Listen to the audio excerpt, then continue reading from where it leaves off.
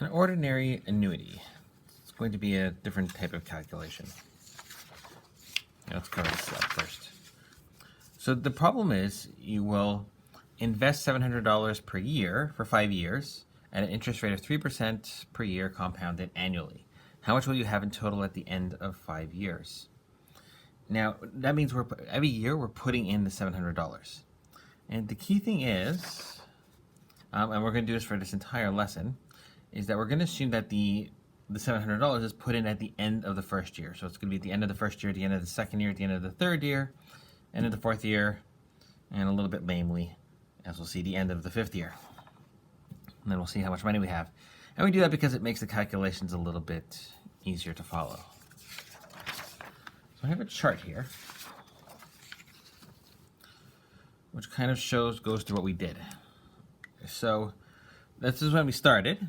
And then at the end of the first year, we put in $700. And then at the end of the second year, we put in $700. End of the third, end of the fourth, and as I said lamely, at the end of the fifth. So this money over here, it's going to compound for 1, 2, 3, 4 years. So this is going to be 700 times, what was the interest rate? It was 1.03, I think. Yeah, 3%. So it's 1.03 to the 4. This one is going to compound 1, 2, 3 times. So that's going to be 700 times 1.03 to the 3. 700 times 1.03 squared.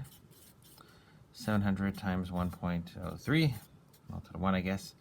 And just 700, because we basically put in $700 right at the last second. And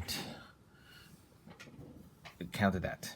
So total money at the end is going to be 700 plus, I'm going to go up, 700 times 1.03 plus 700 times 1.03 squared plus 700 times 1.03 cubed plus 700 times 1.03 to the 4. And what we could see is that this is a geometric series. What we're doing is, for each term, we're multiplying it by 1.03. So we multiply by 1.03. So since it's a geometric series, we could actually calculate the total of the series. So the series has A, which is the first value, as 700. The R value is 1.03. And that's the formula for the sum of a geometric sequence, otherwise known as a geometric series.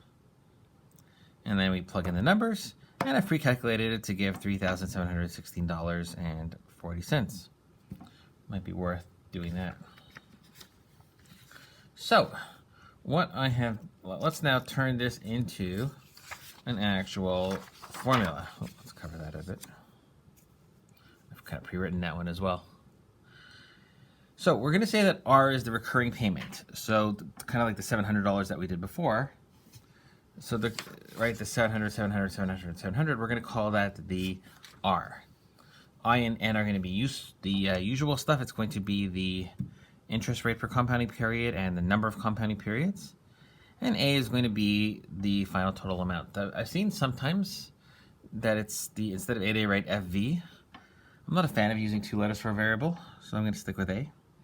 But it doesn't really matter. So what we know is that, so we're doing the sum of the geometric series, so essentially I'm using this stuff over here, right? It's going to be the A, with the first term, which is actually R now, 1 minus, and 1 plus I is going to be our R, 1 minus that. 1 minus 1 plus I is just negative I.